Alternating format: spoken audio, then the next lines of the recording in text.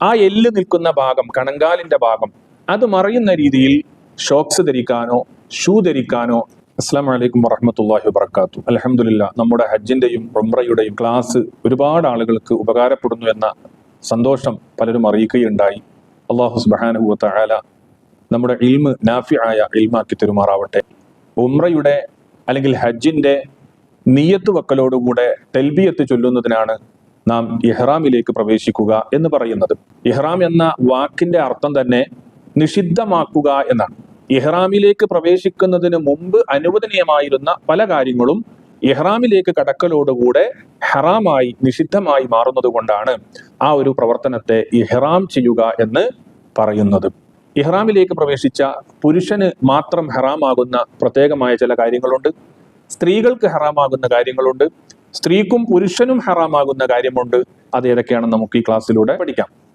പുരുഷന് ഹറാമാകുന്ന കാര്യങ്ങൾ: ഒന്ന്, പുരുഷൻ തുന്നിക്കൂട്ടിയ വസ്ത്രം ധരിക്കാൻ പാടില്ല, തല മറയ്ക്കാൻ പാടില്ല. കണങ്കാല് അഥവാ നമ്മുടെ കാൽപാദത്തിന്റെ മുകളിൽ പൊന്തി നിൽക്കുന്ന ആ ഒരു എല്ല്, ആ എല്ല് നിൽക്കുന്ന ഭാഗം, കണങ്കാലിന്റെ ഭാഗം, അത് മറയുന്ന രീതിയിൽ ഷോക്സ് ധരിക്കാനോ ഷൂ ധരിക്കാനോ ചെരുപ്പ് ധരിക്കാനോ പാടില്ല. അപ്പോൾ പുരുഷന് അനുവദനീയമാകുന്ന ചെരുപ്പ് തന്റെ കണങ്കാല് മറയാത്ത രൂപത്തിൽ നിങ്ങൾ ഈ വീഡിയോയിൽ കാണുന്നത് പോലത്തെ ചെരുപ്പ് ധരിക്കലാണ് പുരുഷൻ ചെയ്യേണ്ടത്. സ്ത്രീകൾക്ക് ഈ പറഞ്ഞ 4 കാര്യങ്ങളും അനുവദനീയമാണ്.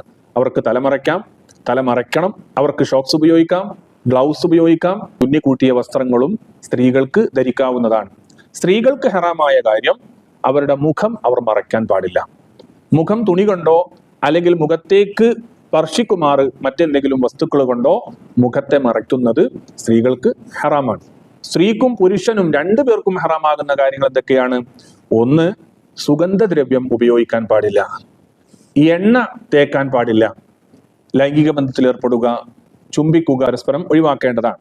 അശ്ലീലം പറയുക, തർക്കിക്കുക, മറ്റുള്ളവരുമായി ശണ്ഠ കൂടുക, ഇത്തരം കാര്യങ്ങളൊക്കെ നാം ഒഴിവാക്കേണ്ടതാണ്. വന്യമൃഗത്തെ വേട്ടയാടുകയോ വേട്ടയാടപ്പെടുന്ന വന്യമൃഗത്തിലേക്ക് സൂചന നൽകുകയോ വിരൽ ചൂണ്ടുകയോ അല്ലെങ്കിൽ അത്തരം ജീവികളുടെ മുട്ടയോ മാംസമോ കഴിക്കുകയോ വിൽക്കുകയോ വാങ്ങുകയോ ചെയ്യുന്നതെല്ലാം ഹറാമാണ്.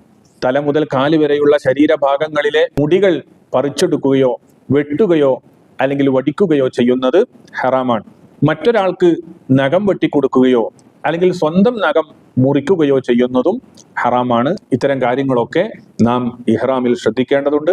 ഇഹ്റാമിലേക്ക് പ്രവേശിച്ച് ഇഹ്റാമിൽ നിന്ന് പൂർണ്ണമായും വിരമിക്കുന്നത് വരെ ഈ പറയപ്പെട്ട കാര്യങ്ങളെല്ലാം ഹാജിമാരും മുഅ്തമിരീങ്ങളായ ആളുകളും പ്രത്യേകം ശ്രദ്ധിക്കണം.